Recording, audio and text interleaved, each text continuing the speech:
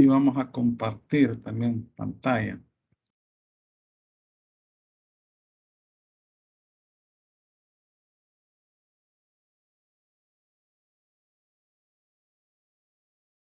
Bueno, perfecto. ¿Ven la presentación?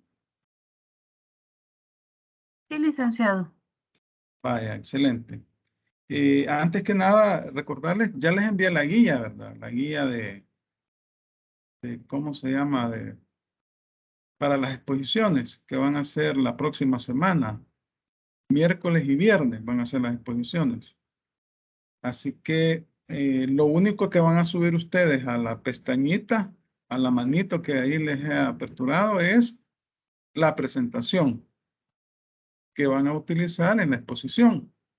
Solo eso van a subir y eso es lo que va a ser calificado, la presentación y la exposición. Entonces están programadas para miércoles, el próximo miércoles y el sábado siguiente. Bueno, entiendo que ya recibieron el documento, tal vez me confirman.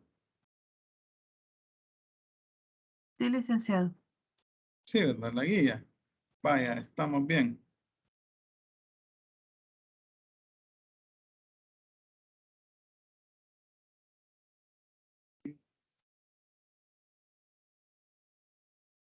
Permítanme que estoy aquí. Vaya.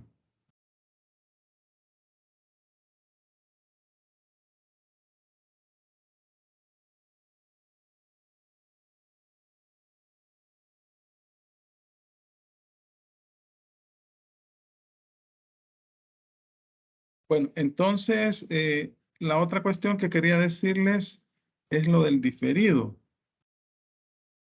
En el portal me aparecen 2 personas que han cancelado el diferido, ¿verdad? Entonces,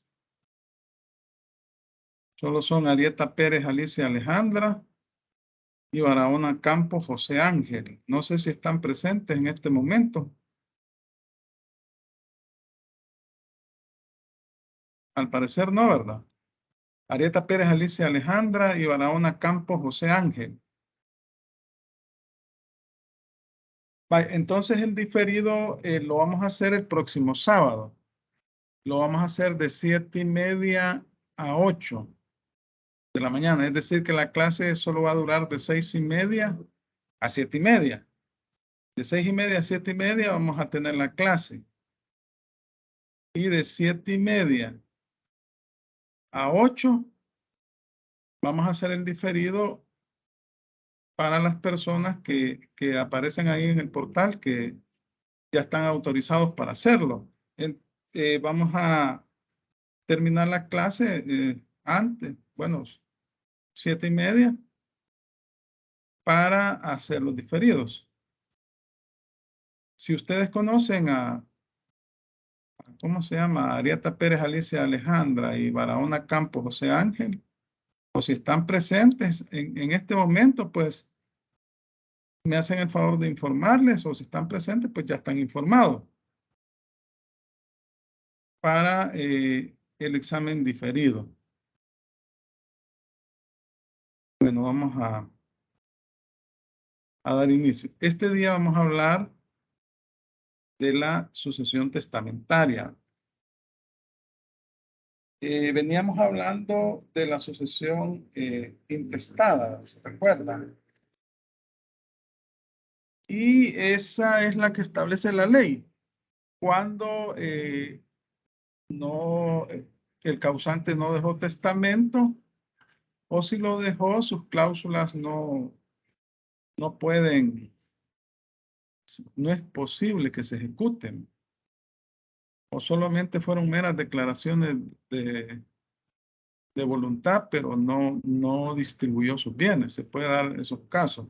Entonces, en esos casos, es la ley la que establece la forma como se va a distribuir ese patrimonio.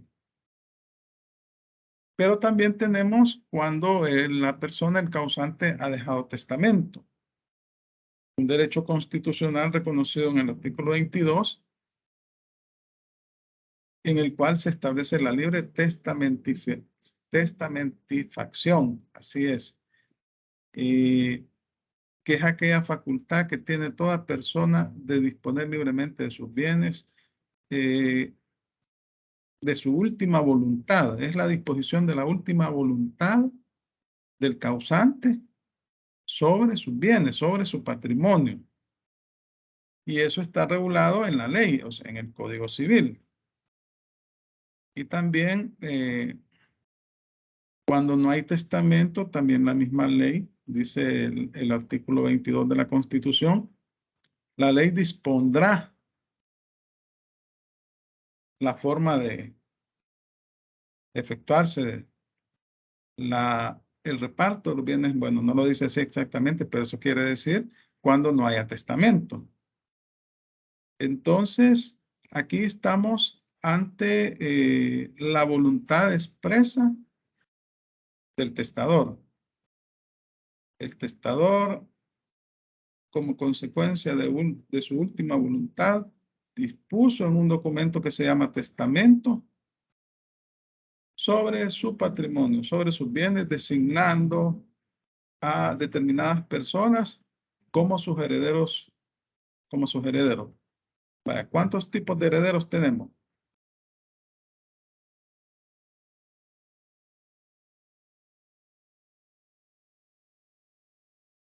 El universal y el legatario. A título universal y a título singular. Los a título singular se les llaman legatarios. Así lo dispone el Código Civil. Vaya, cuando hablamos de Código Civil decimos la ley, pero si ustedes observan el inicio del documento, se darán cuenta que es un decreto ejecutivo. Es de los que se llaman decretos ley. Está firmado por el general Gerardo Barrio y no por el Parlamento o Asamblea Legislativa. Entonces, diríamos que es un decreto ley, que son aquellos emanados por el órgano ejecutivo cuando no se encuentra en funciones el órgano competente, que es la Asamblea Legislativa. Hasta el momento, pues nadie tiene años, desde 1860, a la fecha, nadie ha interpuesto un recurso de inconstitucionalidad. Pero es que tenemos varios decretos ley, sobre todo en nuestro país, que hubo una época de los, de los 80 hacia atrás, a mediados de los 80 hacia atrás, que existieron muchos golpes militares, ¿no? Y entonces cada vez que llegaba un nuevo gobierno, un nuevo militar al poder, lo primero que hacía era disolver el Parlamento, disolver la Corte Suprema de Justicia y en lo que nombraban y todo, emitía decretos ejecutivos que son los llamados decretos ley. Bueno, pero eso es como un comentario adicional porque debemos de tener claridad el tipo de documento que es el Código Civil. Vaya, entonces vamos a ver acá. Bueno, ya habíamos definido lo que era sucesión testamentaria, ¿se recuerdan? A ver si alguien me comenta. ¿Qué es la sucesión testamentaria?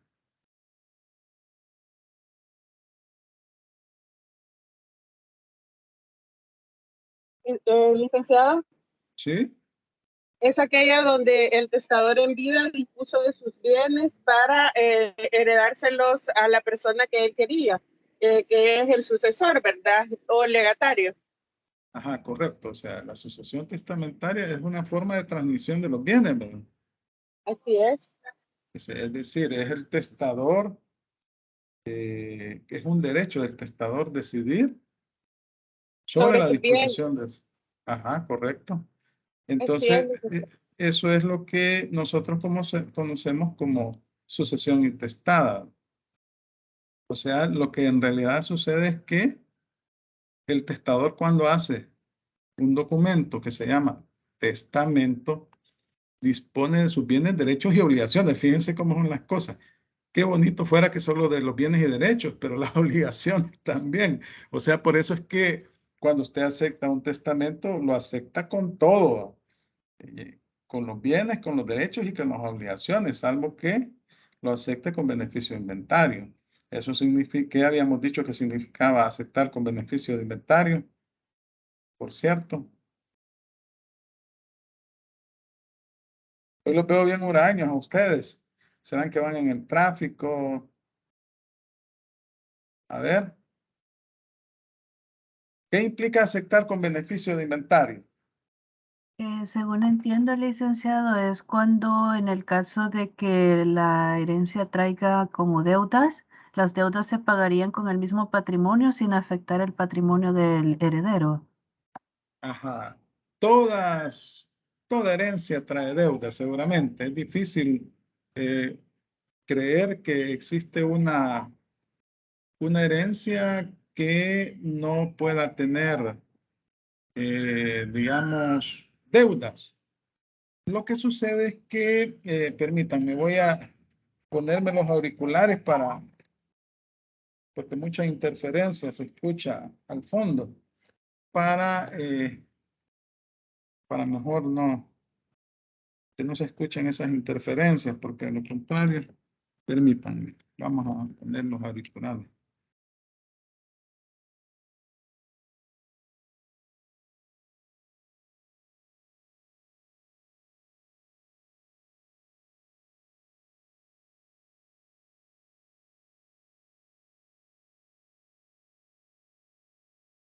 Bueno, como les decía, aceptar con beneficio de inventarios implica que, o como usted muy bien me dijo Juárez Franco, no, Cornejo fue, ¿verdad?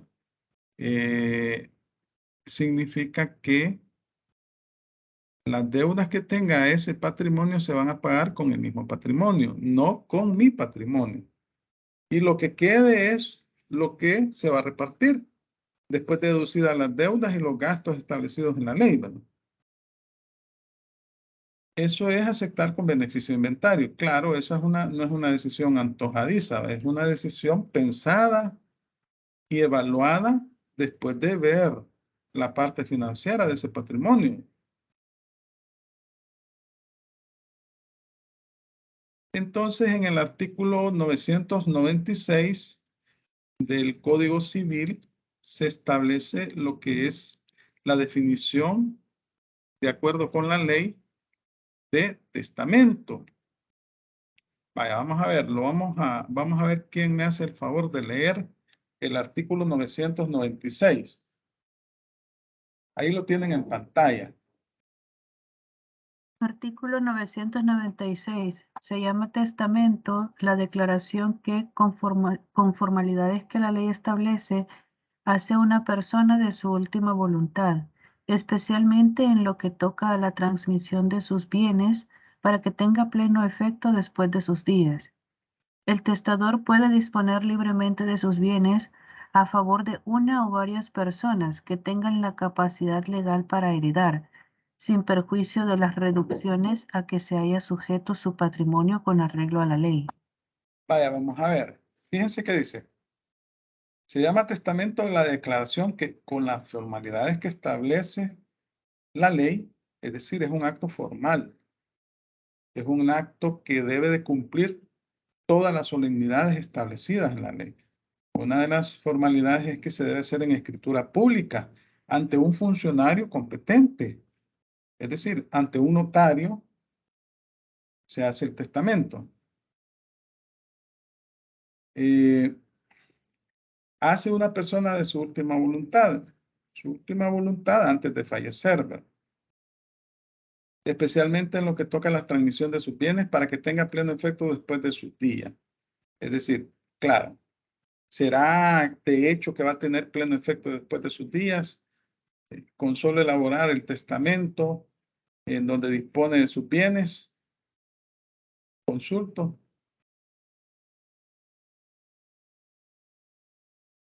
Usted, bueno, no, a nadie le deseo la muerte. Una persona falleció y dejó testamento. Dispuso de sus bienes, le dejó sus bienes a 2 hijos que tenía, 50% cada quien. Ajá. Fallece, va a tener plenos efectos después de su fallecimiento, de mero derecho, de mero hecho, mejor dicho. Consulto. No, Lic, porque debe cumplir con todas las solemnidades que la ley requiere. Vaya, digamos que cumplió, el testamento está hecho con todas las solemnidades de la ley. Ajá, Debería, digo yo, Lic. ajá. ¿Qué dicen los demás? Ya con una de las solemnidades y pues se hace el llamamiento, pues entonces creo que ahí sí. Ajá. ¿Están seguros? Lo que sucede, licenciado, es que ahí puede haber dejado el testamento, pero si las personas que han sido llamadas como tienen el derecho de opción, ¿verdad? Aceptar o repudiar, entonces eso depende de la capacidad y la dignidad de los cuales están Efectivamente, llamados. usted tiene razón. Esos bienes se refieren, se ofrecen a los futuros herederos o a los posibles herederos, pero si estos rechazan esa herencia, entonces no va a tener pleno efecto, ¿va? Y va a ser una herencia yacente. O puede ser que tenga efectos parciales, que unos acepten y otros no, ¿verdad? Y mientras no sea aceptado esa herencia, no está haciendo plenos efectos, ¿verdad? Esa declaración de voluntad.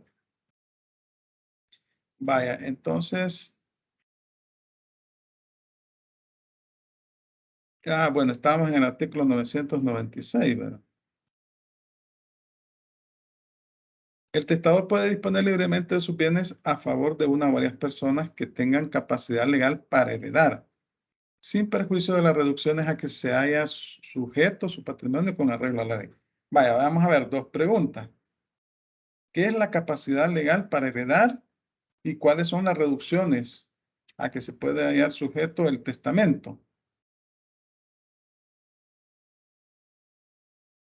Al pago de lo que cuesta el testamento, licenciado, a los impuestos o a los acreedores que tienen que pagárseles.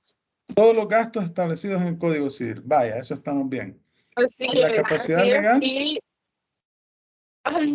la capacidad legal es, bueno, está en el código, pero yo no me acuerdo cuál es el artículo, licenciado. Sí, pero en términos sí generales.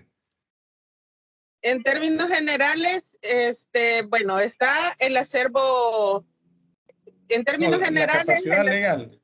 La capacidad legal Es para que la heredar. capacidad legal se refiere a que tiene que haber un dictamen de un juez en donde diga si la persona es capaz o no, o también lo que está arreglado, creo que en el artículo, no recuerdo, pero donde dice que tienen que Pero ser ¿quiénes son persona capaces? Son capaces las personas mayores de 18 años y las personas, como dijo usted, que existan. Ay, se me olvida cómo fue cómo es que Sí, que sea una dice, persona ser una cierta persona cierta, cabal, esa, y que exista, determinable.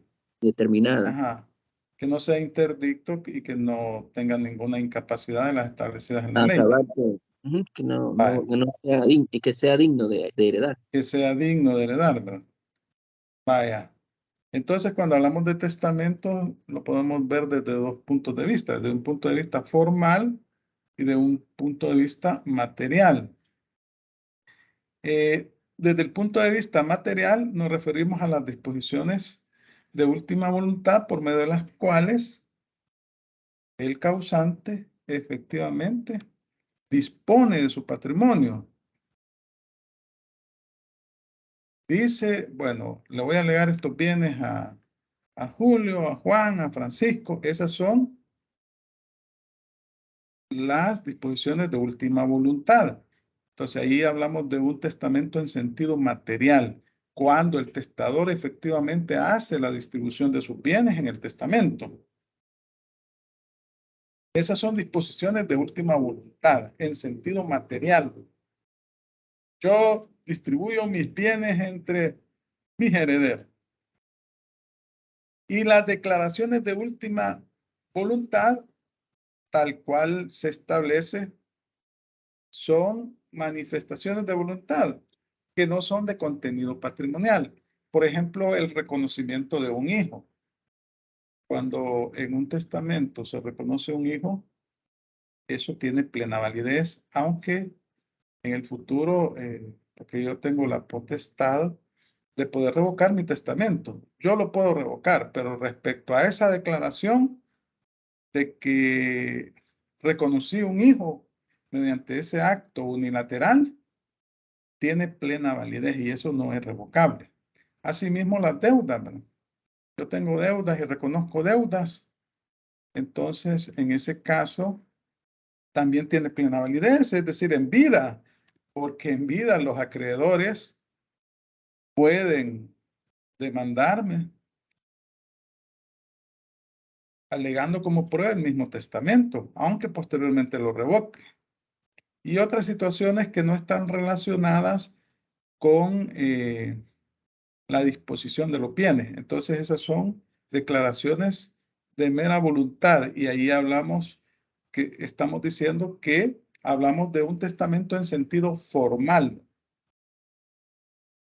A veces los testamentos son en sentido formal. El testador no dispuso de sus bienes. Y entonces, ¿qué se hace en esos casos?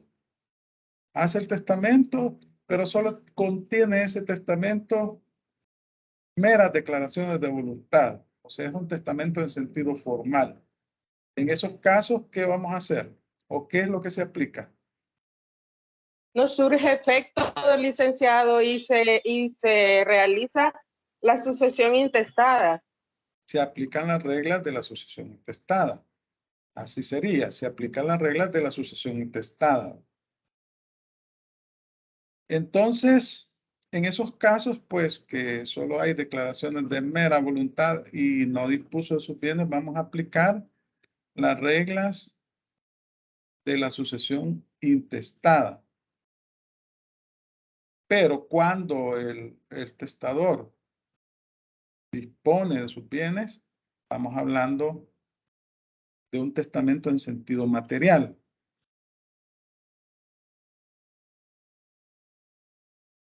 Ahora bien, lo que sucede normalmente es que los testamentos contienen ambos tipos de disposiciones, ¿no?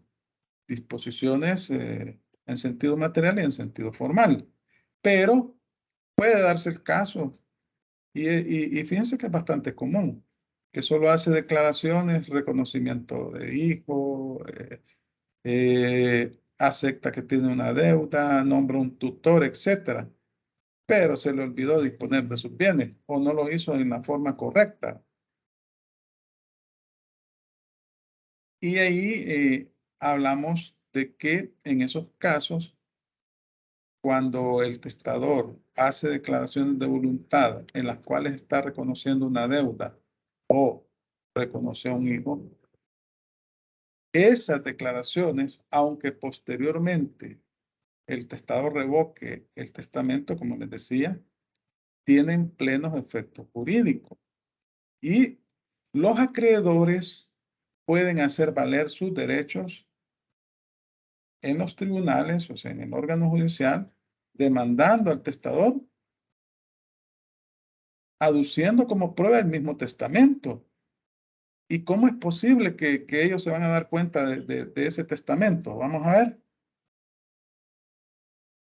O el hijo, ¿verdad? El hijo viene y reconoce al hijo. Reconoce que Juan es su hijo. Entonces el hijo puede hacer valer los derechos que como tal tiene ante su padre, ¿verdad? Y posteriormente viene el causante y decide revocar ese testamento. Pero esas declaraciones de voluntad que hizo tienen pleno efecto. Es decir, no puede echarse para atrás, aunque revoque el testamento. Pero ¿cómo se va a dar cuenta el hijo o los deudores de esas declaraciones? Esa es la pregunta. Si el testamento es un acto unilateral. A ver.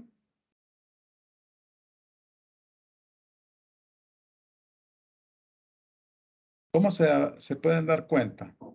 Es la pregunta que les hago. Siendo un acto unilateral, yo hice un testamento, contraté a un notario, testigos, 3 testigos, sí lo hice.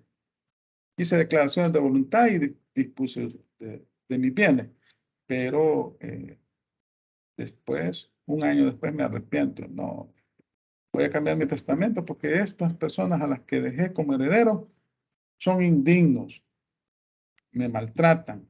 Y se dan esos casos. Yo les comentaba el caso de una señora, era doctora. Puchica, como 5 veces cambió el testamento, era bien susceptible la señora. Y es un derecho que tiene. Vaya, ahora la pregunta es, ¿cómo puede darse cuenta un hijo que ha sido reconocido en un testamento que posteriormente se revoca, o un deudor, o un acreedor, perdón, que han reconocido una deuda para ser efectiva ante los tribunales? ¿Sí? ¿Alguien por Órale, ahí? ¿Sí? órale, será a través de las publicaciones que se dan a través de los medios escritos, llámese el diario oficial u otro periódico.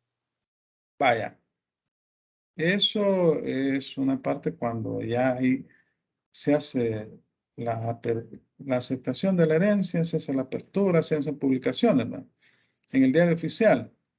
Pero acá se recuerdan que yo les comentaba que cuando se hace un testamento, el notario tiene la obligación de remitir un testimonio a la Corte Suprema de Justicia, a la sección del notariado, durante los 3 días siguientes de haber elaborado el testamento.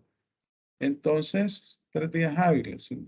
Entonces, se va a dejar ese testimonio en la Corte. Entonces, cualquier persona interesada puede ir a preguntar a la Corte, ¿va?, y decir, mire, fíjese que yo soy hijo de tal persona. Él aún está vivo, no ha fallecido, pero quiero saber si ha dejado testamento. Y como es información pública, se la dan. Y de esa forma usted lee las cláusulas y verifica si efectivamente ha dejado testamento o ya tiene su testamento y ahí lo reconocieron como hijo. Eso es bien importante. Aquí tenemos las disposiciones del 1117 y 1118 del Código Civil. Vamos a ver, 1117. Estos están relacionados con las donaciones revocables. Tenemos 2 tipos de donaciones: las irrevocables y las revocables. Esos son actos que se dan entre vivos. En el caso de las revocables, cuando la persona fallece, se consideran legados y tiene que confirmarlas en el testamento. Aquí tenemos el artículo 1117 y 1118. Háganme el favor de leerlo. Porfa, alguien que me ayude.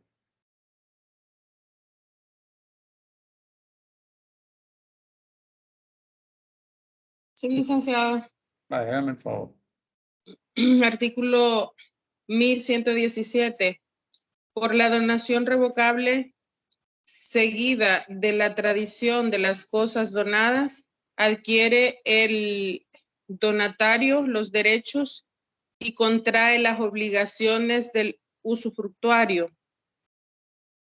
Sin embargo, no estará sujeto a rendir la caución de conservación y restricción y que son, restitución y restitución a que son obligados los usufructuarios a no ser que la exija el donante. Exige el donante. Pregunto, ¿qué es el usufructo? Les pregunto, ¿qué es el usufructo? Eso creo que lo vieron en Civil 2. Sí, licenciado. Perdón. Ajá, No, vamos a que ver. hable la compañera. Vaya, veamos. Según recuerdo, es el derecho de uso, goce y disfrute de una cosa. Ajá. Sí, o sea, usted puede ser, ese es el derecho de dominio, pero se relaciona. Alguien tiene levantada la mano, ¿quién será? A ver, ¿quién tiene levantada la mano? ¿Sí? Oliver Rivera. Ajá.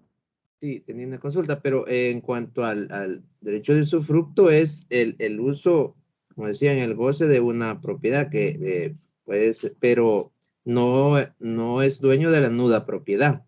Es decir, solo es usufructuario, o sea, solo es beneficiario de los beneficios, valga la redundancia. Ahora bien, O sea tiene que, la ajá, obligación de conservarla en buen estado para que una vez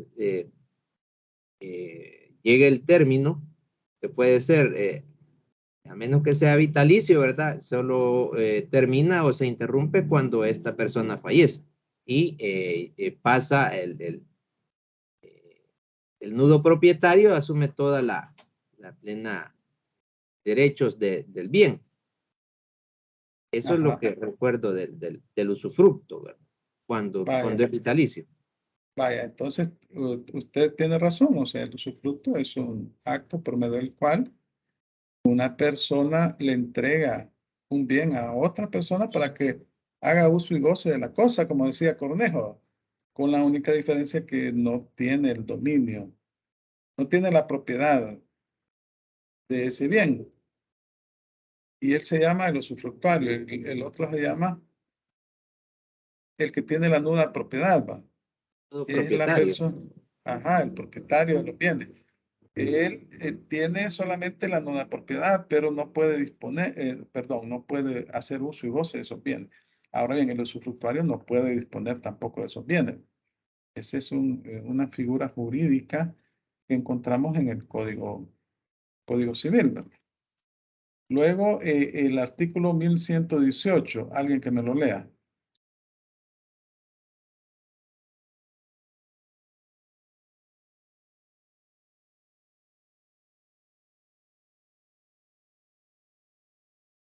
A ver quién lo lee. Sí, artículo 118, 1118. 1118.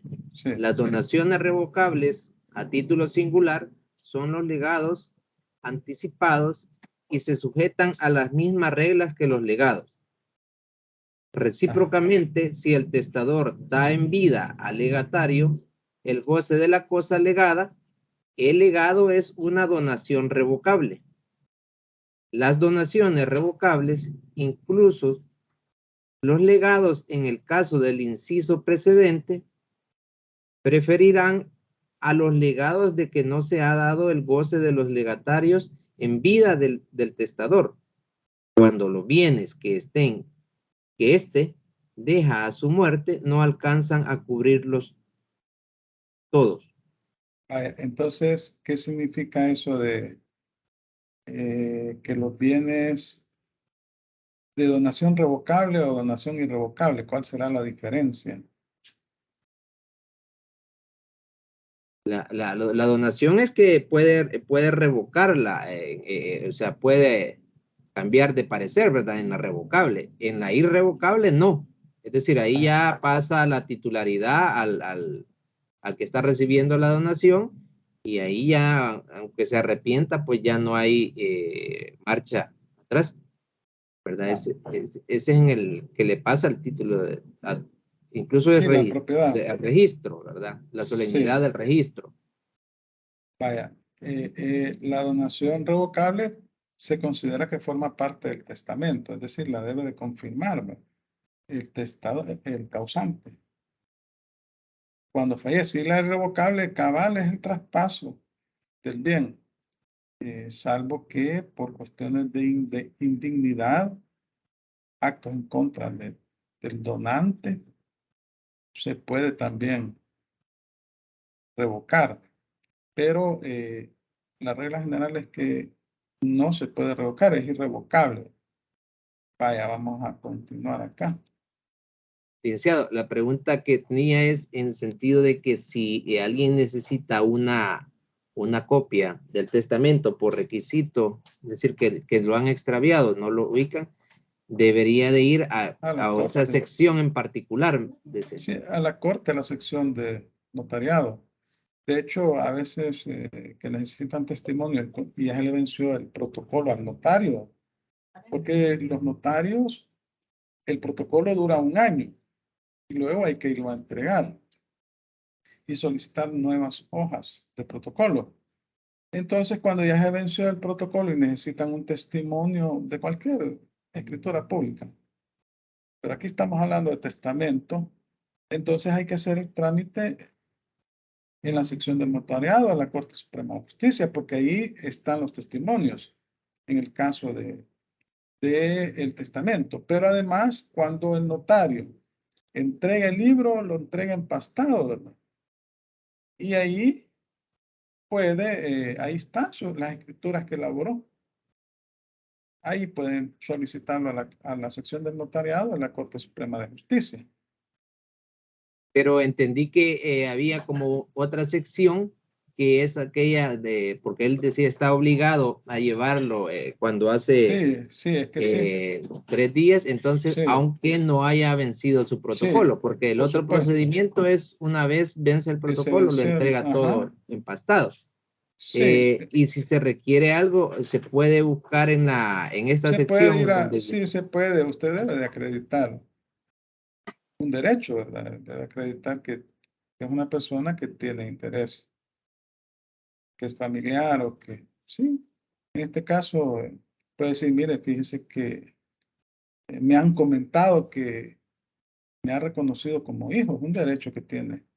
Por ejemplo, si le dan acceso, porque si la persona se lo pide al notario o se lo pide al causante, no se lo van a dar, ¿verdad?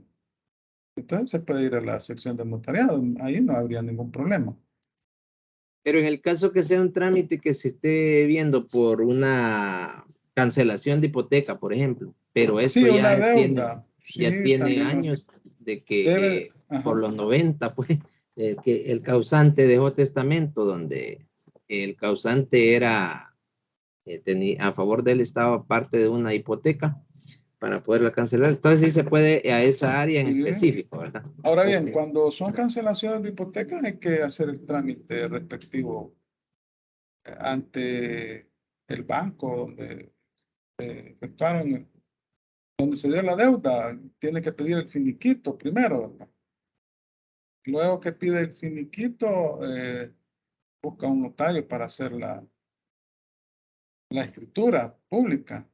Claro, viera que es bien eso, estas oficinas que Fonavi, porque el fondo, uno tiene que adecuarse ellos le dan a uno el formato para hacer la escritura.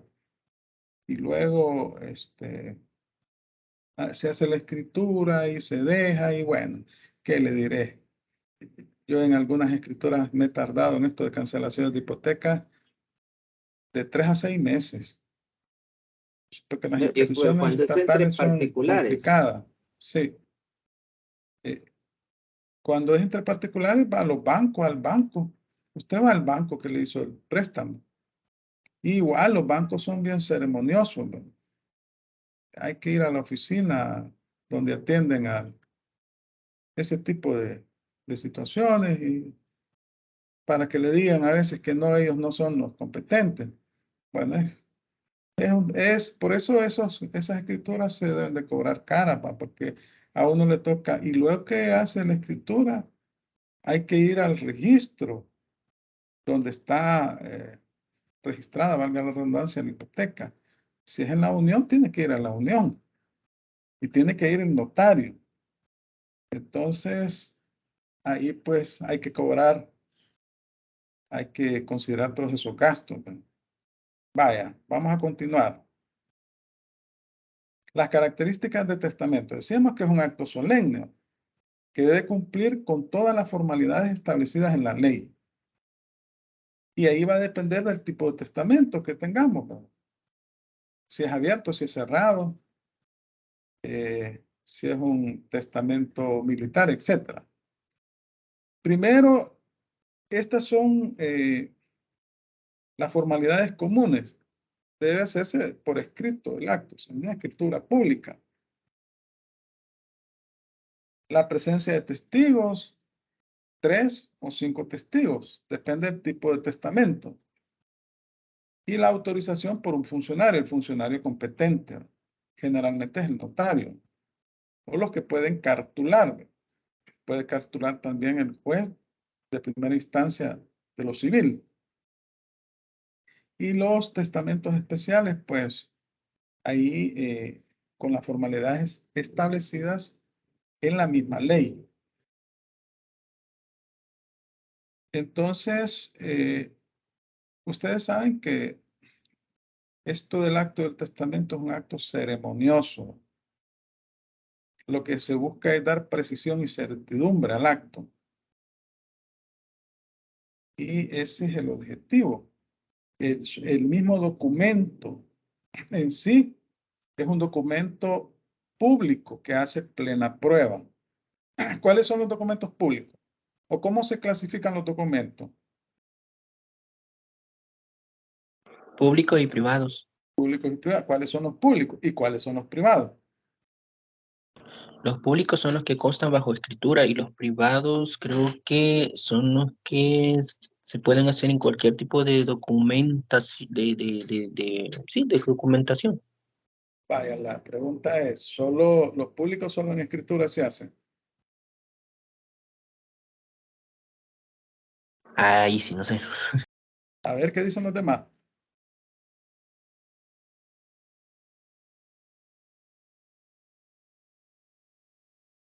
Yo digo que no, licenciado, porque por Ajá. ejemplo una compraventa de un vehículo es un documento público, pero va no es en escritura, sino que creo que se llama acta notarial. Ajá, pero cuando el notario reconoce. Vaya, los instrumentos públicos son aquellos emitidos por un funcionario en el ejercicio de su cargo, de su competencia. Es decir, que no solamente las escrituras. Documentos públicos puede ser un acto emanado por un funcionario, un acto administrativo, una resolución, una partida de nacimiento es un documento público que da fe del acto del nacimiento. En cambio, los documentos privados son aquellos que celebran los particulares, ¿no?, entre sí. Ahora bien, cuando el notario reconoce un documento, lo llevan ante un notario, una compraventa, entonces ese acto ya es público. Ese reconocimiento que hace el notario. Entonces tenemos documentos públicos y documentos privados. Los públicos son emanados de un funcionario en el ejercicio de su cargo. Un funcionario que da fe pública. El notario da fe pública de los actos que ante él se realizan. Es un fedatario público. Otra característica del testamento es que es un acto unilateral. En Civil 3 hablamos de los contratos unilaterales y los bilaterales. ¿Se recuerdan? ¿Cuál es la diferencia entre un contrato unilateral y cuál es la diferencia entre un contrato bilateral?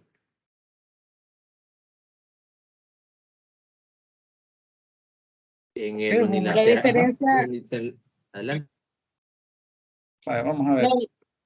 Ajá. Reina, sí, la diferencia es que el unilateral solamente hay una persona en la relación jurídica, licenciado, la que dispone y no hay necesidad de que hayan dos personas en esa relación.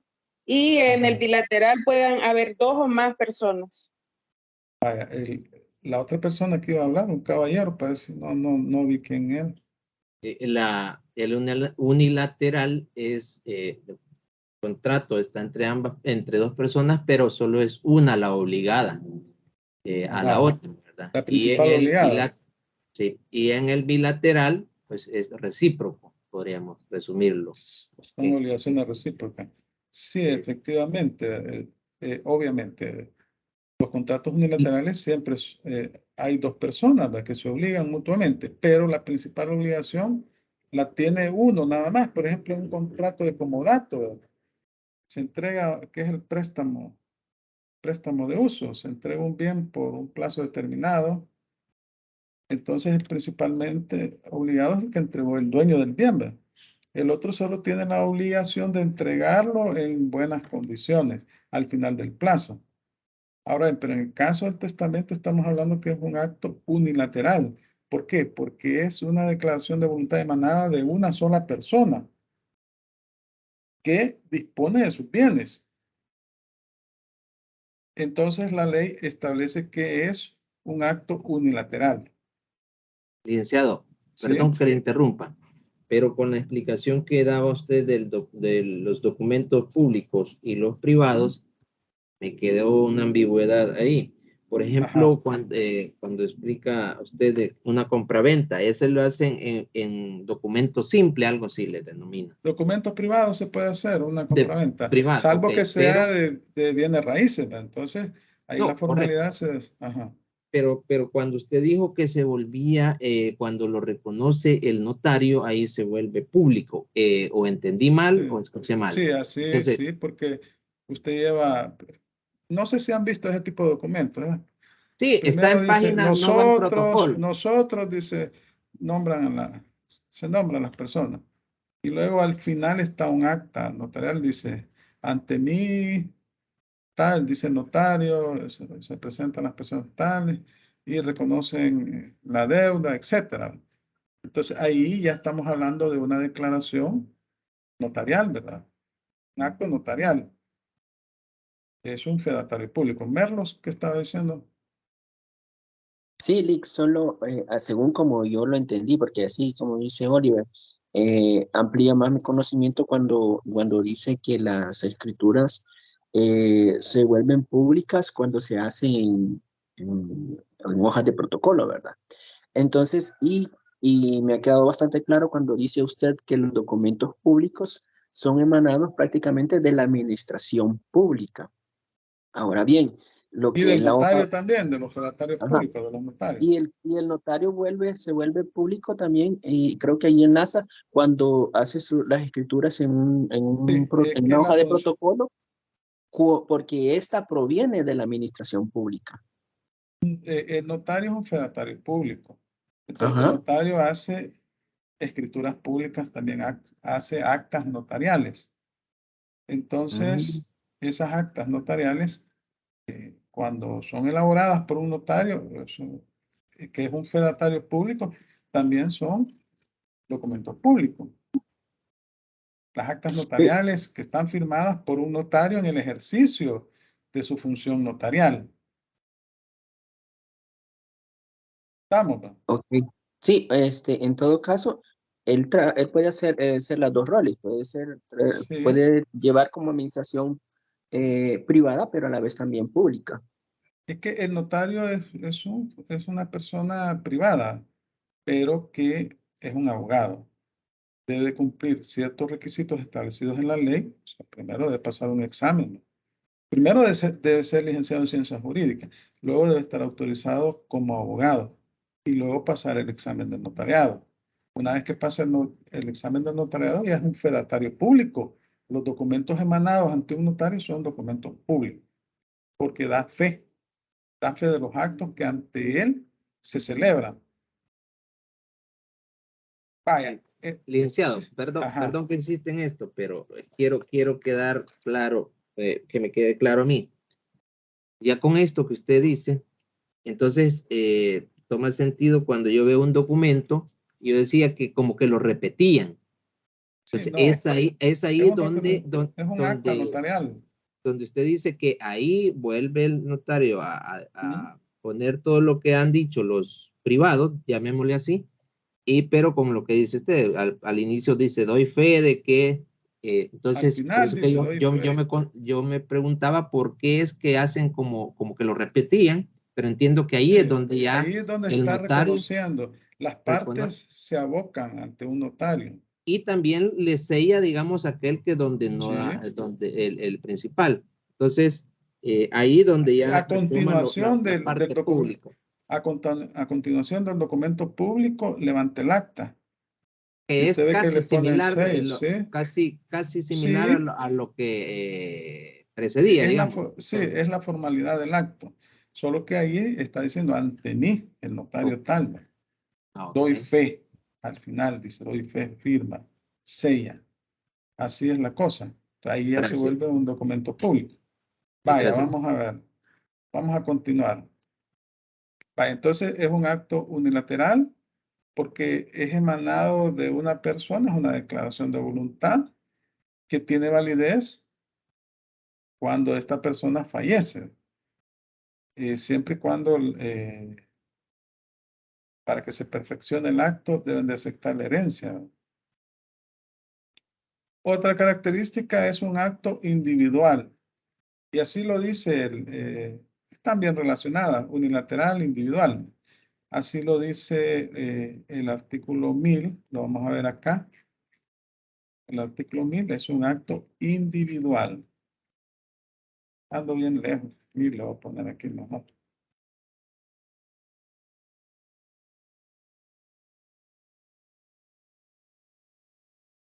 Alguien que me lo lea, por favor. El testamento es un acto de una sola persona. Serán nulas todas las disposiciones contenidas en el testamento otorgado por dos o más personas a un tiempo, ya sean en beneficio recíproco de los otorgantes o de una tercera persona. Vaya, miren, es un acto individual. Entonces quiere decir que la ley no acepta testamentos bilaterales, ¿verdad? Que dos personas se presenten ante un notario y elaboren un testamento. De por sí le van a quitar la autorización al notario, sin perjuicio de eso. Ahora, eso no implica que dos personas hagan testamentos por separado y se beneficien mutuamente. O sea, se presenta ante un notario una y otra ante otro notario y hacen su testamento. Juan hace su testamento y le lega todo a María. Y María hace su testamento y le lega todo a Juan. Son actos independientes. Lo que prohíbe la ley es que Juan y María se presenten ante un notario y hagan un testamento en forma conjunta. Eso lo prohíbe la ley. Estamos ahí, ¿verdad?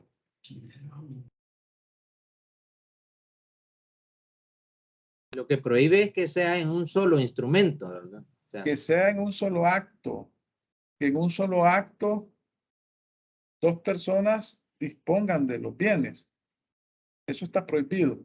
Ahora, en actos diferentes pueden disponer de sus bienes y pueden legarle al mismo. Juan a recíprocamente. María sí, ahí no hay problema.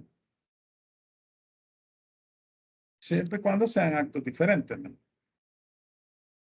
Es un acto personalísimo, así lo dice el artículo 1001, lo vamos a leer, el 1001. Aquí lo tenemos. ¿Alguien que me lo lea, por favor? 1001. Sí. La facultad de testar es indelegable. Así, no puede conferirse poder para testar. Vaya, eso significa que usted no le puede otorgar un poder a alguien para que le haga el testamento, como si se puede otorgar, por ejemplo, para hacer una compraventa. Usted está en Estados Unidos y quiere vender una casa, le da un poder a alguien aquí en El Salvador para que venda esa casa. O igual en el matrimonio. Usted está en Estados Unidos y se enamora de alguien ¿cómo? En redes sociales, que eso está de moda. Entonces le da un poder a alguien aquí en El Salvador para casarse. Eso lo permite la ley. Pero en el caso del testamento, no. El testamento es personalísimo. Entonces es indelegable esa facultad. Entonces, otra característica, bueno, no sé si tienen comentarios respecto a esto que acabo de decir. Está claro, licenciado. Vale, perfecto. Entonces vamos a continuar. Y el artículo 998 del Código Civil dice que es un acto revocable, es decir, que el testamento se puede revocar. Vamos a ver el 998. Ah, por aquí está cerca. Vaya, alguien que me haga el favor de leerlo.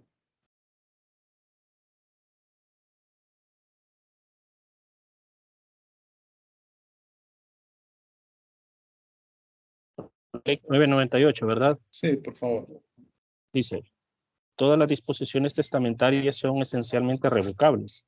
Sin embargo, de que el testador en el testamento la determinación de no revocadas. Las No, sin cláusulas embargo, que derogatorias, el testador exprese en el testamento. la determinación de no revocarlas. Las cláusulas derogatorias de sus disposiciones futuras se tendrán por no escritas, aunque se confirmen con juramento. Si en un testamento anterior se hubiese ordenado que no valga su revocación, si no se hicieren con ciertas palabras o señales, se mirarán esta disposición como no escrita. El reconocimiento de un hijo no pierde su fuerza legal aunque se revoque el testamento en que se hizo. Vaya, entonces, la regla es que el testamento es revocable. Si en el texto del mismo se establece que es irrevocable, se tendrá por no escrito esa disposición. O, como dice en el inciso segundo, si en el testamento antes se hubiera ordenado que no valga su revocación, si no se hiciera con ciertas palabras o señales, esta cuestión es más una cuestión de índole religioso.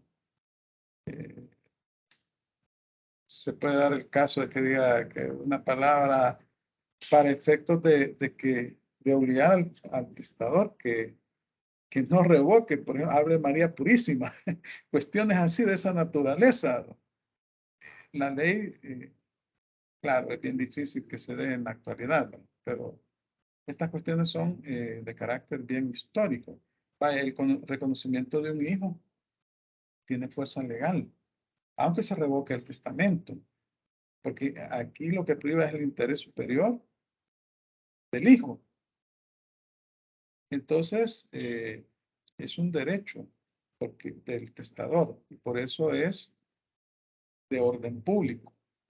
Esa facultad que tiene el testador de poder revocar, siempre y cuando, pues, esté en vida. Porque puede suceder también que elaboró su testamento, se le olvidó que ahí tenía el testamento y fallece. Falleció 10 años después. Ahí en ese testamento quedó expresada su última voluntad y tiene plena validez, ¿verdad? Ahora bien, como les decía, Licenciado, esa facultad, ¿sí? una pregunta.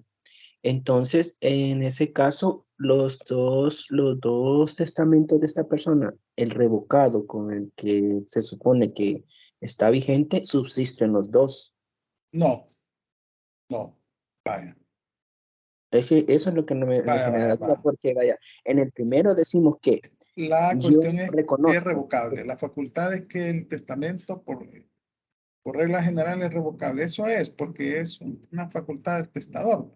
Es decir, el testador es la manifestación de su última voluntad. El testador puede en cualquier momento revocar el testamento. Esa es una facultad que le establece la ley.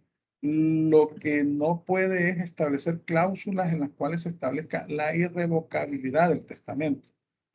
Es decir, que el testador en una cláusula diga que es irrevocable el testamento. Eso, o sea, es decir, que una vez que lo ha hecho ya no lo puede revocar. A eso se refiere la ley. ¿Por qué? Porque se protege la facultad que tiene esta persona de ejercer, de disponer de sus bienes como acto de última voluntad. ¿Sí? ¿Alguien levanta la mano ahí? Sí, licenciado, buenos días. Me nace una duda. Bueno, siempre he tenido yo esta duda con respecto a cuando alguien hace su testamento, pues de acuerdo a lo que usted está establecido, pues en la ley, pues identifica como la última voluntad de la persona que está testando, ¿verdad? Sí, en mi caso, yo tengo bienes, diferentes bienes materiales, tengo 3 hijos, pero yo solamente hago mi testamento, fallezco, se lee el testamento, pero de esos 3 hijos solamente he incluido a 2 en el testamento. ¿Hay posibilidad de que uno de los hijos que no quedó dentro del testamento pueda impugnarlo o pueda, se puede en ese caso entonces? Sí, siempre y cuando tenga Ok. pruebas. ¿Pero qué No, tendría que alegar? que el testador no se encontraba en su sano juicio o que existió algún vicio del consentimiento. Y tiene Pero que si es la probarlo. última, pero si es la No, última no, pues voluntad. sí, es que Correcto. vaya. Es la Correcto. última voluntad, pero exenta de vicios. Ah, ok. O sea, que no haya existido ningún tipo de presión. Entonces, lo que puede alegar la persona es eso, que hubo un vicio del consentimiento, pero debe de probarlo. Es una cuestión difícil. Hay que probarlo en Sí, juicio. correcto. Pero Ajá. pero se puede Sí, hacer. se Bueno, puede. ok. De hecho, es normal que se haga, que gane el caso o que es otra cosa.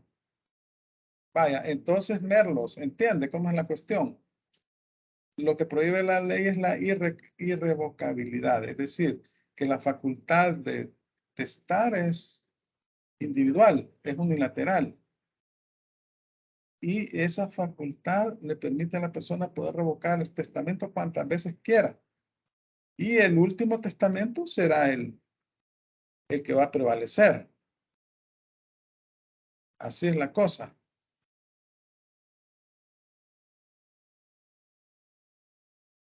Entonces, Pero ahí es donde me hace ajá, mi duda.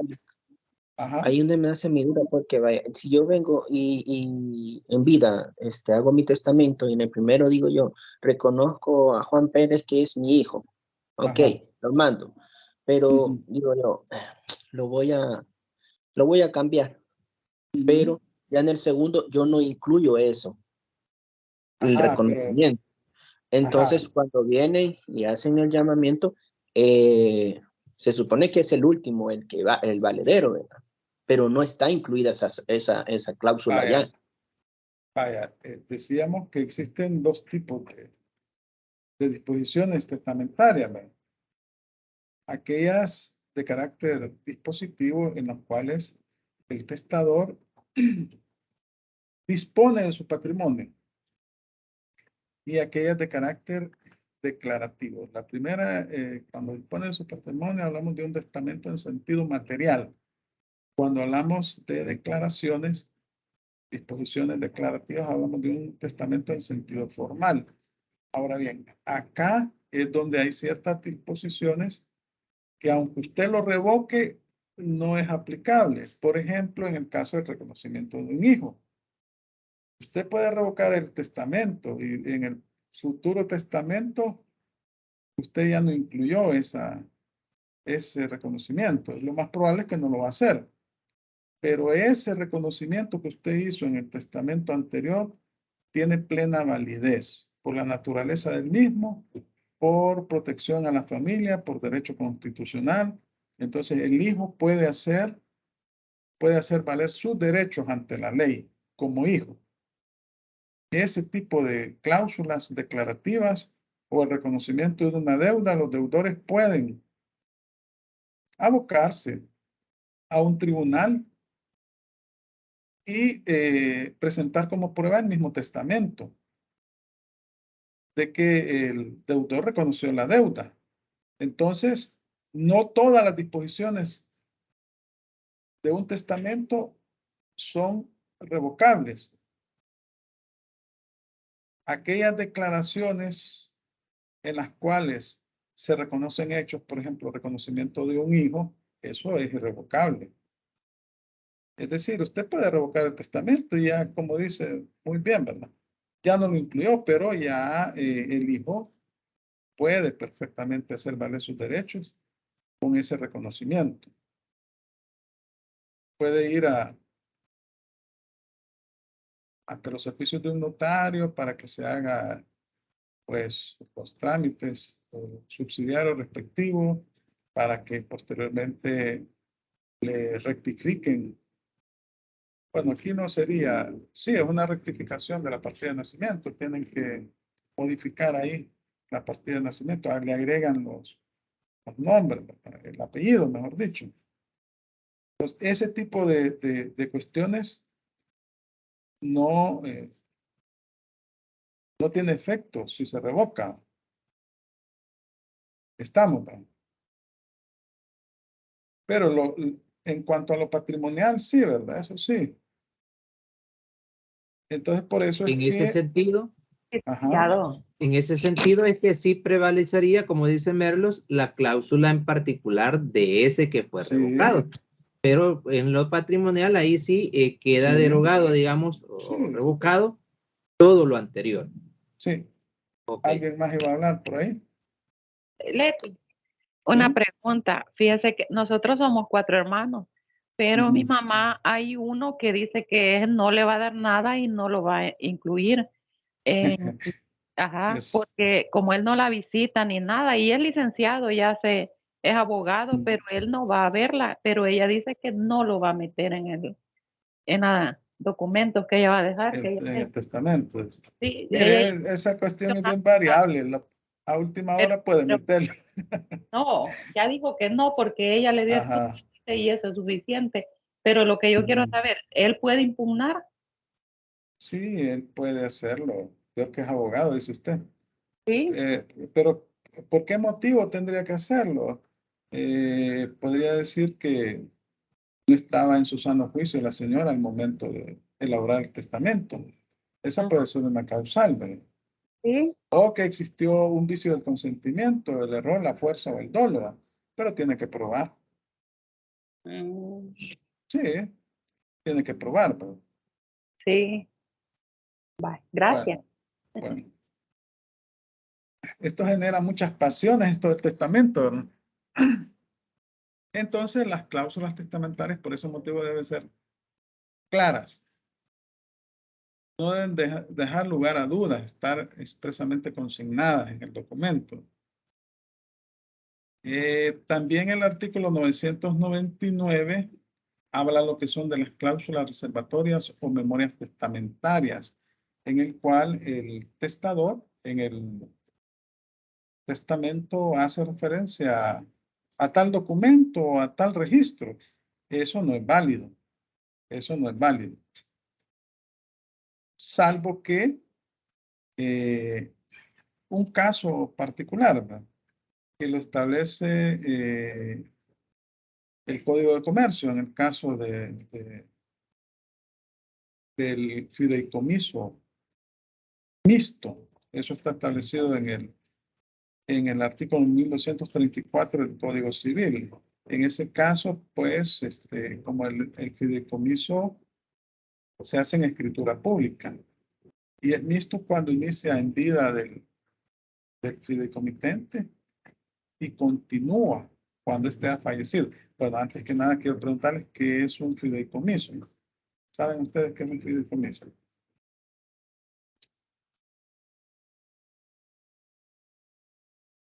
Lo tengo entendido que es como dinero que se asigna para algo en específico, como digamos para estudios. Ajá. ¿Alguien más? Se tengo entendido que es cuando alguien hereda un patrimonio o dinero y el testador especifica para qué lo quiere. Por ejemplo, si es para que lo utilicen para inversión, para educación o para una persona que cuando sea adulta se le entregue ese dinero. Creo que tengo esa idea. Vaya, miren, el En este fideicomiso, caso, ajá, sí, Merlo. viene siendo como un fondo, pero la principal característica es la administración, que puede ser por medio de una persona natural o puede ser por medio de una persona jurídica. Vaya, miren, algo de razón tienen todos, ¿verdad? En esta situación. El fideicomiso es un patrimonio que se destina a un fin específico. Puede ser para la educación de los hijos, ¿verdad? Y intervienen tres figuras: el fideicomitente, el fideicomisario y el fiduciario. El fideicomitente es el que destina ese patrimonio. El fideicomisario es el beneficiario. Es la persona, porque en este caso estamos hablando para la educación de los hijos, son los hijos. Y el fiduciario es el que administra ese fondo. Se hace en escritura pública. Pero el fiduciario tiene la característica que siempre debe ser una institución financiera, un banco. Eso es el fideicomiso. Vamos a leer el 999 primero y luego vamos a leer el 1234, el Código de Comercio. Vaya, vamos a ver, lo voy a buscar 999.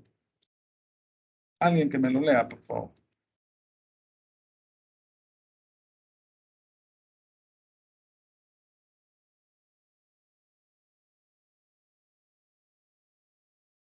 ¿Quién lo lee? Bien, le leo, licenciado. Hágame el favor. Artículo 999. Los documentos, libros y papeles a que se refiere el testador en el testamento no se mirarán como parte de este, aunque el testador lo ordene, ni valdrán más de lo que sin esta circunstancia valdrían. Es decir, acá lo que está diciendo la ley es que si en el testamento se hace referencia a un documento específico, digamos que dice, bueno, le entrego tal bien que se encuentra señalado en tal documento. Eso no es válido, porque debe de señalar las características de ese bien en la cláusula testamentaria. Si es una casa, bueno, le legó la casa tal, decir las medidas de la casa, dónde está ubicada, etcétera. Bien, pero si solo dice como referencia, según escritura tal, así, no es válido. O si es un vehículo o un documento privado, a eso se refiere. Las cláusulas deben de ser claras, específicas, no deben dejar lugar a duda, salvo el caso del fideicomiso. El caso del fideicomiso, pero porque el mismo Código de Comercio así lo establece. Es decir, ¿qué significa esto? Que cuando ha constituido un fideicomiso, puede hacer referencia en la cláusula testamentaria, el fideicomiso tal, que fue celebrado mediante escritura pública tal. O puede incorporar al testamento las cláusulas de ese fideicomiso. Pero en este caso la ley sí lo permite y así lo establece el 1234 del Código de Comercio. Aquí lo tengo. Primero la definición. Miren, el fideicomiso en 1233 se constituye mediante declaración de voluntad por la cual el fideicomitente transmite sobre determinados bienes a favor del fideicomisario, el beneficiario, el usufructo, uso o habitación en todo parto, establece una renta o pensión determinada confiando su cumplimiento al fiduciario, que es el banco, a quien se transmitirán los bienes o derechos en propiedad. O sea, el banco es el que administra esos bienes, pero sin facultad de disponer de ellos, sino de conformidad a las instrucciones precisas dadas por el fideicomitente en el instrumento de constitución. Así vemos un montón de fideicomisos que celebra el Estado, el fideicomiso de pensiones, etcétera, que son celebrados por el Estado y que de pensiones el fideicomitente es el que lo hizo fue el ministro de Hacienda, el Ministerio de Hacienda. Los fideicomisarios son el fondo de pensiones, las AFP, el ISO, o sea, bueno, no, son los beneficiarios, pero como ellos administran. Y el fiduciario son las instituciones financieras autorizadas, en este caso serían las AFP, ¿verdad? Ellos son fiduciarios. Son entes financieros. Vaya, entonces, son tres clases de fideicomisos que establece la ley. El entre vivos, que se hace en vida de la persona, el por causa de muerte, este se hace por testamento, y el mixto, que comienza en vida de la persona y continúa al fallecer. Por ejemplo, el Hospital Rosales, el Hospital Bloom, nacieron por medio de fideicomiso.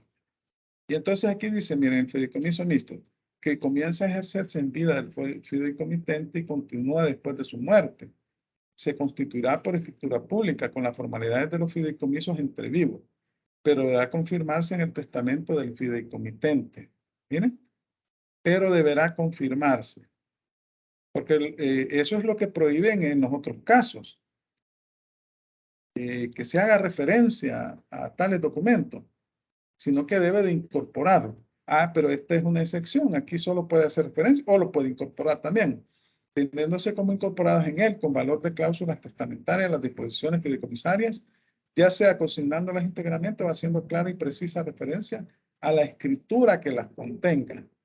Esa es la excepción a este caso del 999.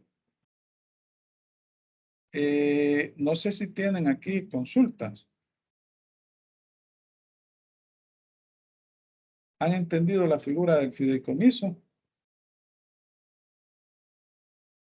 Cuando lleven, no sé si llevan ya, no, ¿verdad? Todavía no están llevando derecho mercantil. Pero esas figuras, ¿sí? Y este fideicomiso entra en la figura de el derecho de inventario. Derecho de No, no, es que aquí son dos cosas diferentes. El testamento es cuando el causante dispone de los bienes, ¿sí? Dispone de sus bienes después de su muerte. El fideicomiso no. El fideicomitente destina un fondo, un patrimonio para un fin específico y contrata a un banco. El banco administra ese patrimonio, pero no puede disponer del mismo, sino bajo las instrucciones establecidas en la escritura de constitución de ese fideicomiso. Puede ser, como les decía, con fines de para beneficencia pública. Usted dice, bueno, usted es un millonario o una millonaria, le sobra el dinero y destina 100 millones de dólares para la construcción y equipamiento de un hospital para los niños. Entonces usted hace una escritura pública, un fideicomiso y contrata a un banco para que el banco administre ese patrimonio. Por ejemplo, en el caso de las pensiones, el Estado ha creado un fideicomiso. Los beneficiarios son ¿cómo se llama? Los pensionados. Entonces, pero quienes administran ese patrimonio lo invierten en títulos, ¿no? Generan intereses. Ah, pues así opera el fideicomiso. Y el banco, obviamente que el banco, usted sabe que los bancos no hacen nada de gratis, ¿no? Cobran sus comisiones o sus intereses, ¿no? Tiene que cobrar por administrar ese fideicomiso. Y luego, claro, disponer los bienes única y exclusivamente para los fines que se ha establecido el fideicomiso. Entonces, el beneficiario sería la población o la institución. Si es un hospital público, sería el Estado, ¿verdad? Porque están construyéndole un hospital, ¿verdad? Y lo están equipando, que al final va a beneficiar a una población específica. Usted puede constituir, digamos que hay tiempos de vacas flacas y vacas gordas, dice la Biblia. Se recuerdan lo del faraón. Los 7 años de... Sí, los 7 años de vacas flacas y los 7 años de vacas gordas. Bueno, yo no soy ni evangélico, ni soy católico no practicante. Es decir, que ni a misa voy. Pero bueno, la cuestión es esta, que en un momento de bonanza usted tiene la posibilidad de que, bueno, hoy que tengo dinero y tiene hijos pequeños, voy a constituir un fideicomiso para la educación de mis hijos. Voy a destinar un patrimonio, un fondo. Hace la escritura, contrata un fiduciario, los fideicomitentes van a ser, no, los fideicomisarios serán los hijos, los beneficiarios serán los hijos. Usted va a constituir es el fideicomitente, va a constituir ese fondo. Y entonces, hoy que tengo dinero, lo voy a hacer. Los niños tienen 4 o 5 años, apenas van a kinder 4 y kinder 5. Entonces, el banco se va a encargar de pagar las cuotas, de todo eso, va a administrar ese patrimonio. Obviamente que usted le va a pagar lo que le va a cobrar el banco. Entonces llega la época de las vacas flacas, ya no tiene dinero, pero ahí está el fondo, ahí está el fideicomiso por un tiempo determinado. Sí, Escobar Portillo, Alexander Ernesto. Sí, alguien levantó la mano ahí.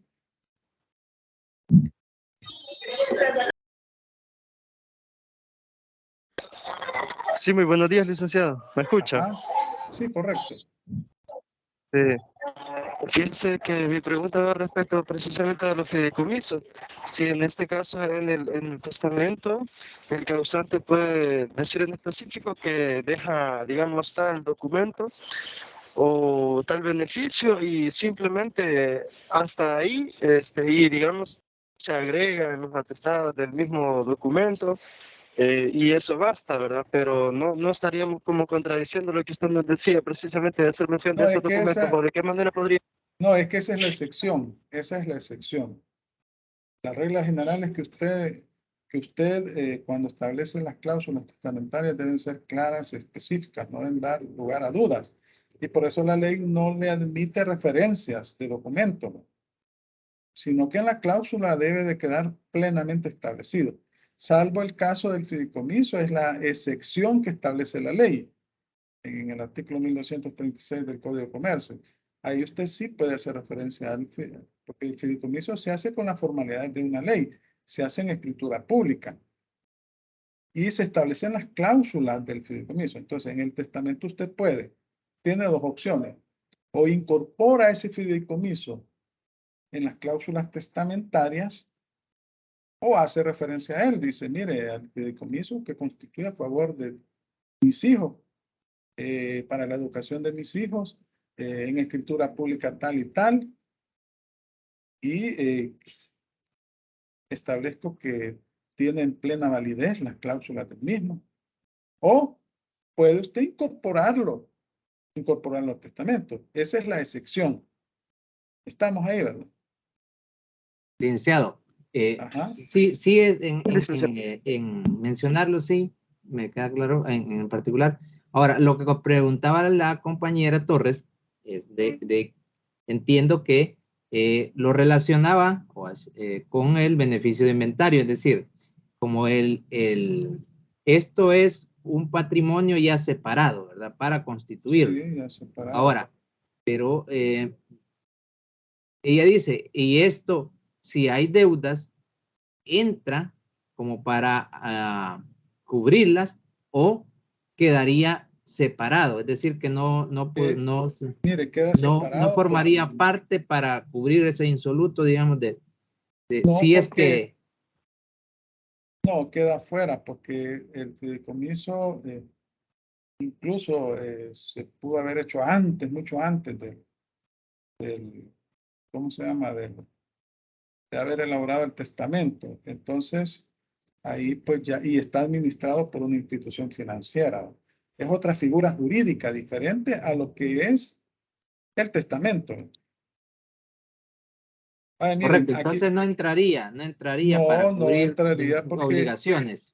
Ok. Sí, no, porque ya tiene un fin específico, ya está destinado. O sea, va a cubrir con las obligaciones que tiene su patrimonio. El fin para el cual fue creado. Sí, ajá. Vaya, miren, ¿cuáles son los requisitos del testamento? La capacidad del testador, ¿verdad? Está establecida, bueno, yo les voy a subir la presentación y ustedes leen las disposiciones, sin perjuicio que en la próxima clase las platiquemos. La ausencia de vicios del consentimiento, que son el error, la fuerza y el dolo. El conjunto de disposiciones que contiene, las cláusulas testamentarias. Y estos son los intrínsecos o internos. Y los extrínsecos son las formalidades que exige la ley, dependiendo del tipo de testamento. Vemos que la capacidad, quienes son hábiles para testar, pues son mayores de edad, que no sean interdictos, que el caso de la persona interdicta que ha sido declarada judicialmente así, que en un momento que se pierde la razón, ¿verdad? Esas personas no pueden.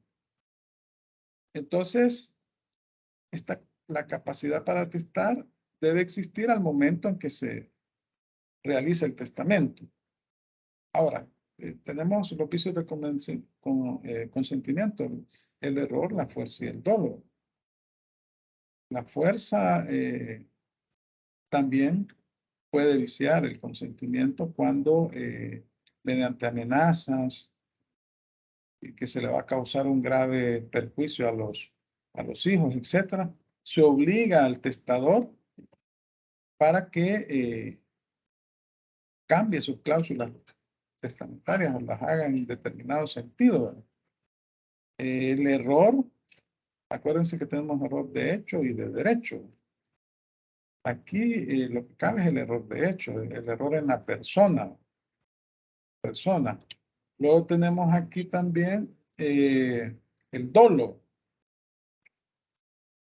El dolo también vicia el consentimiento, que es diferente cuando hablamos de dolo en términos contractuales, ¿no?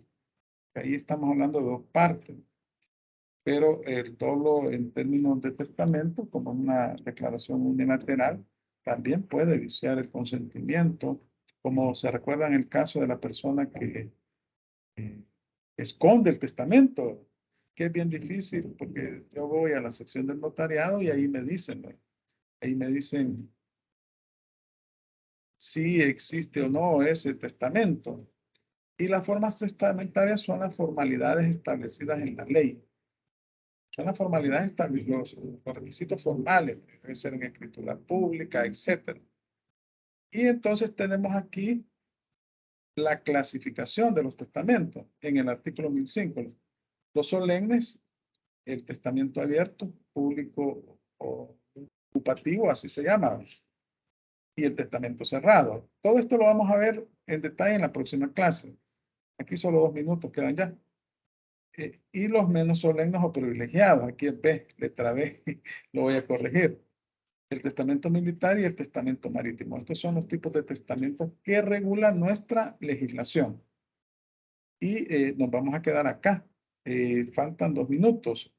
Le recuerdo a las personas que van a hacer el examen diferido, que son Arieta Pérez, Alicia Alejandra, no sé si está en la clase, y Barahona Campos, José Ángel, que este examen lo voy a realizar el próximo sábado desde las 7:30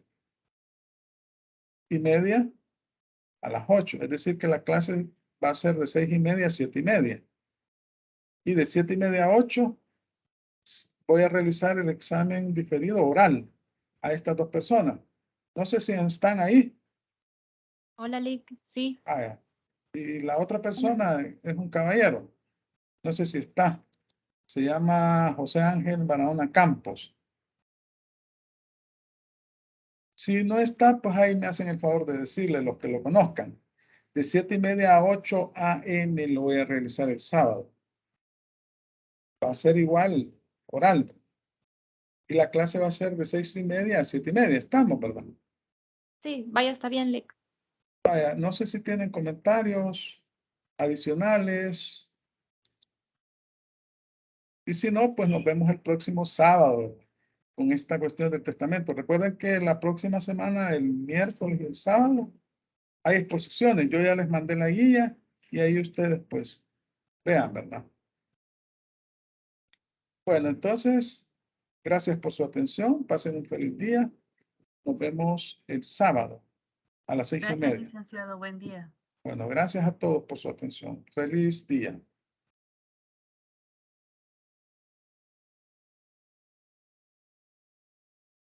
Feliz día igual.